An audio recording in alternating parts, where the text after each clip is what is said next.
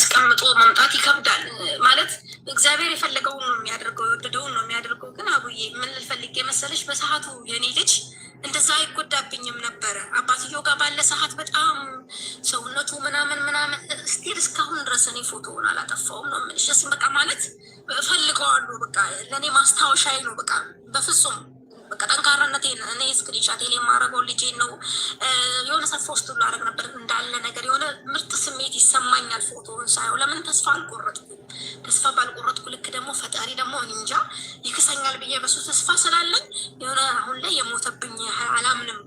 የሆነ ውስጤ በቃ አያምንም። እና ልጅ ወልዶ መሰደድ ኑሮን ለማሸነፍ ብር በፍጹም የህይወትን አይቀይርም። የህይወትሽን ደስታ አንዴ ከተነጠቅሽ በልጅና በእናት ደግሞ ፈጣሪ ሰውን አይፈትም። በቃ በጣም ያማል፣ ስሜቱ በጣም ያማል። ለምን እኔ